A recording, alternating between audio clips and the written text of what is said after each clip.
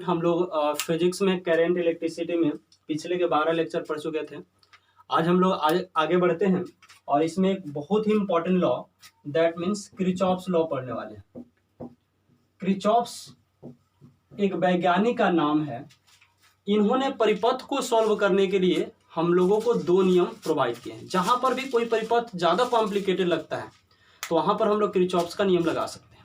Kirchhoff's ने परिपथ को सॉल्व करने के लिए हम लोगों को दो नियम प्रोवाइड किए। पहला नियम है बाबू किरचॉफ्स करंट लॉ। पहला नियम है बाबू किरचॉफ्स करंट लॉ। इसको हम लोग शॉर्ट में अगर लिखेंगे KCL, शॉर्ट में KCL, किरचॉफ्स करंट लॉ। इसी को हम लोग जंक्शन लॉ भी कहते हैं। क्या कहते हैं बाबू? Junction law. किरचॉफ्स एक और नियम दिए जिसको हम लोग किरचॉफ्स वोल्टेज लॉ कहते हैं। Kirchhoff's voltage law.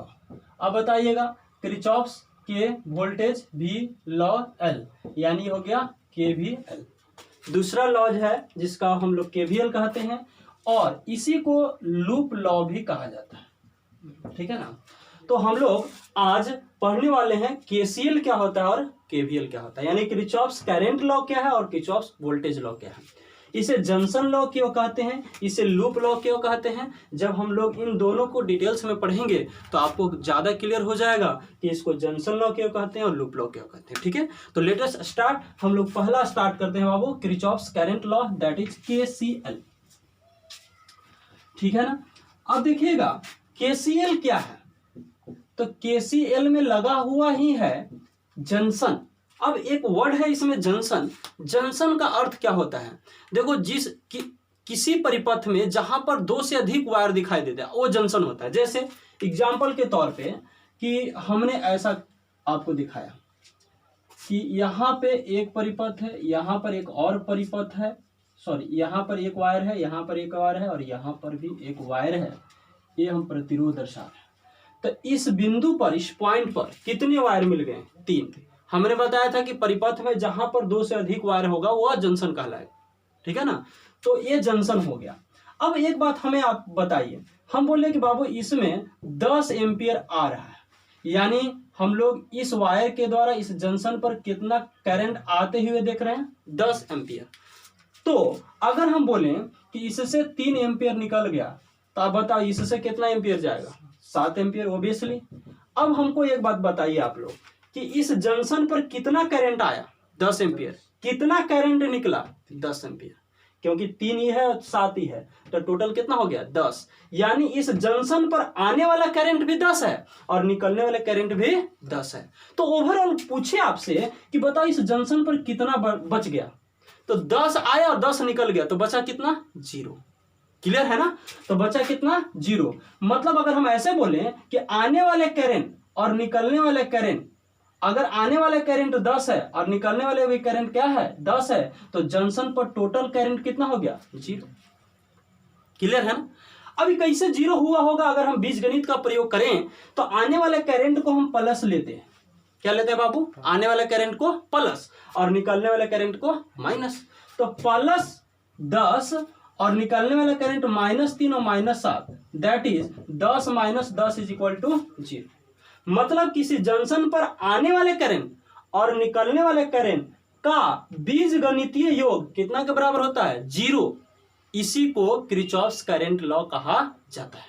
तो बताओ किरचॉफ्स करंट लॉ का डेफिनेशन क्या होगा? तो हम लोग बोलेंगे कि किसी परिपथ के किसी जंक्शन पर आने वाले करंट और निकलने वाले करंट के बीजगणितीय योग 0 के बराबर होता है, जिसे किरचॉफ्स करंट लॉ कहा जाता है।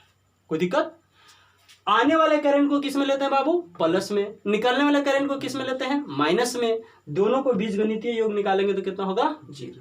अब दूसरे भाषा में कई लोग ऐसे भी बोल सकते हैं कि करंट पर कितना एम्पियर करंट आया, सॉरी जंक्शन पर कितना एम्पियर करंट आया था? 10। निकला कितना? 10। अर्थात न तो करंट बढ़ा न तो घटा। बढ़ता कब? जब उत्पन्न होता। घटता कब? जब नष्ट होता। इसका अर्थ हो गया कि जंक्शन पर करंट न तो उत्पन्न होता है न तो नष्ट होता है। क्लियर है ना? अब बताना करंट क्या है, तो हम लोग पढ़े थे कि आवेश के प्रवाह का दर है, उसी को हम लोग करंट कहते हैं। तो अगर हम आवेश के टर्म में बोलेंगे तो किसी जंक्शन पर आने वाला आवेश और टोटल निकलने वाला आवेश दोनों बराबर है, यानी जंक्शन पर आवेश न तो उत्पन्न हुआ न तो नष्ट हुआ। इसलिए कहा जाता है कि किरचॉफ्स करंट लॉ जो है वह आवेश संरक्षण के सिद्धांत पर आधारित है। आवेश संरक्षण के सिद्धांत पर क्यों आधारित है? आवेश संरक्षण का सिद्धांत क्या था? हम लोग इलेक्ट्रोस्टैटिक में पढ़े थे कि आवेश न तो उत्पन्न होता है न तो नष्ट होता है ना, केवल एक रूप से दूसरे रूप में परिवर्तित होता है, उसी को आवेश संरक्षण कहा जाता है। अब बताइए, जंक्शन पर आवेश उत्पन्न हुआ नहीं, नष्ट हुआ नहीं, अर्थात यह किसके सिद्धांत पर आधारित है? ऊर्जा संरक्षण के सिद्धांत पर कि आवेश? तो आप बोलोगे आवेश। तो यहां पर काफी इंपॉर्टेंट पॉइंट है, केसीएल में बहुत बार ऑब्जेक्टिव आता है कि केसीएल किरचॉफ्स करंट लॉ किस पर आधारित है? ऊर्जा संरक्षण के सिद्धांत पर कि आवेश संरक्षण के सिद्धांत पर? तो आपका आंसर होगा सर आवेश संरक्षण के सिद्धांत पर। क्लियर है ना? तो अगर हम इसको अब परिभाषित करते हैं और इसके जो इंपॉर्टेंट पॉइंट्स है उसको लिखते हैं, तो देखिए हम आपको परिभाषित करके और इसके इंपॉर्टेंट पॉइंट लिख के दिखाते हैं, आप इसको उतार दीजिएगा। चलिए तो बाबू हम लोग केसीएल को यहाँ परिभाषित करके लिख दिए हैं आप लोग के लिए।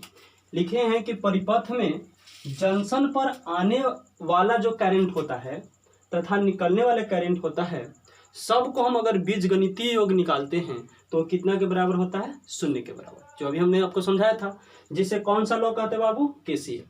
अब बताना, आने वाले करंट और निकलने वाले करंट का बीजगणितीय योग 0 था, अर्थात जितना करंट आया होगा उतना ही करंट निकला होगा। क्लियर है ना? तो आप इसको जल्दी से स्क्रीनशॉट कर लीजिए, हम इसमें और आगे बढ़ते हैं। क्लियर है ना? चलिए अब देखिएगा, परिभाषा तो हम आपको लिख के समझा दिए हैं, एग्जाम्पल के तौर पर आप लोग लिख लीजिएगा। यह क्या है देखिए,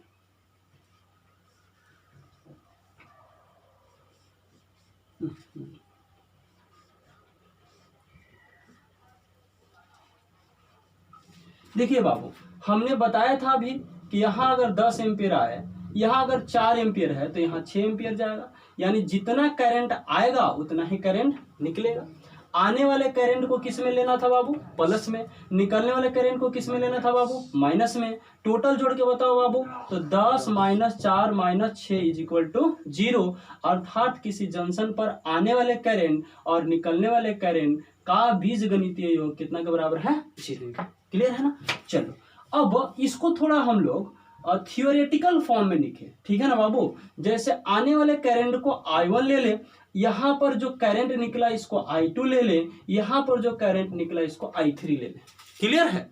तो आप इसके क्या लिखोगे? तो देखो हम यहाँ पर एक पॉइंट लिखे, क्या लिखे बाबू? कि जंक्शन पर आने वाले करंट को किस में लेते हैं? प्लस में, तथा निकलने वाले करंट को किस में लेते हैं? माइनस में। तो अगर हम यहाँ पर केसीएल लगा दें, यानी इस पॉइंट पर अगर हम केसीएल लगा दें तो आने वाला करंट कितना है? I1। निकलने वाला करंट कौन कौन है बाबू? I2 और I3।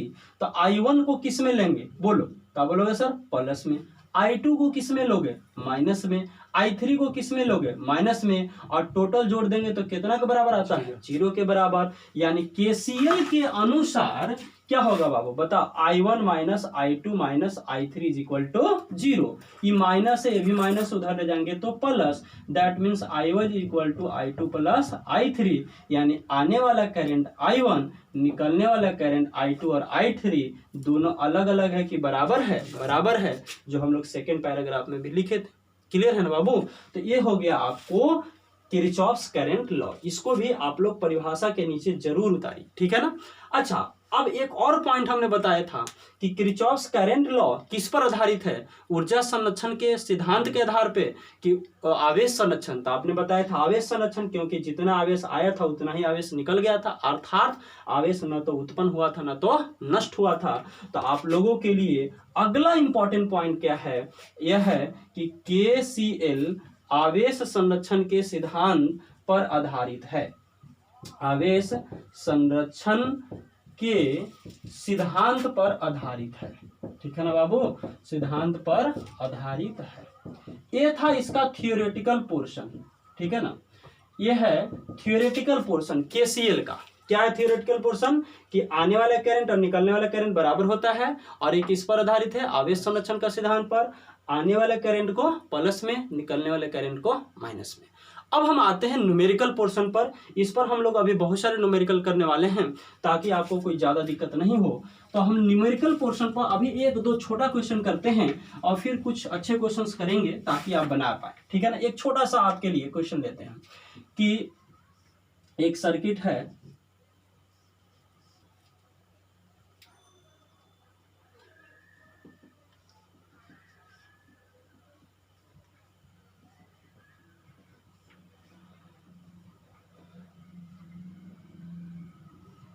देखिएगा बाबू, हमने यहाँ पर लिखा कि 10 एम्पियर है, यहाँ पर लिखा कि 2 एम्पियर है, यहाँ पर लिखा कि 1 एम्पियर है।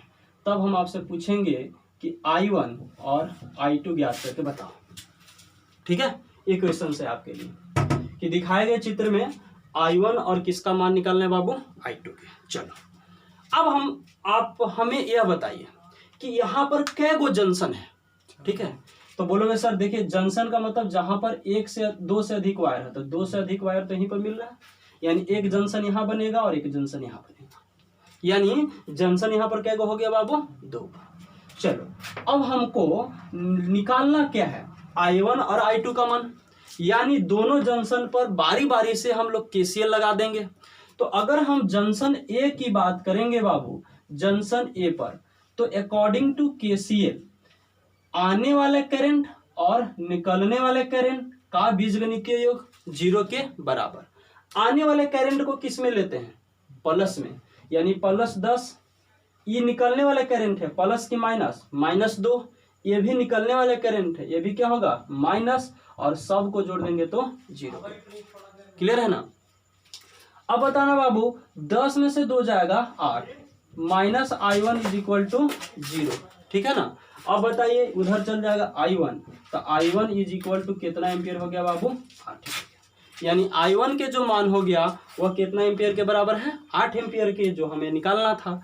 फिर पूछेगा I2 का मान। तो अब बताओ अब की बार हम लोग KCL किस पर लगाए, ए पर कि बी पर, बी पर। यानी आपका अगला जो कॉन्सेप्ट हो जाएगा वो हो जाएगा कि जंक्शन बी पर अगर हम KCL लगाते हैं तो KCL क्या कहता है कि आने वाले करंट और निकलने वाले करंट के बीजगणितीय योग 0 के बराबर। या एक चीज और बताए थे कि आने वाले करंट और निकलने वाला करंट दोनों बराबर होता है, यानी हम लोग लिख सकते हैं +I1 +I1 = -1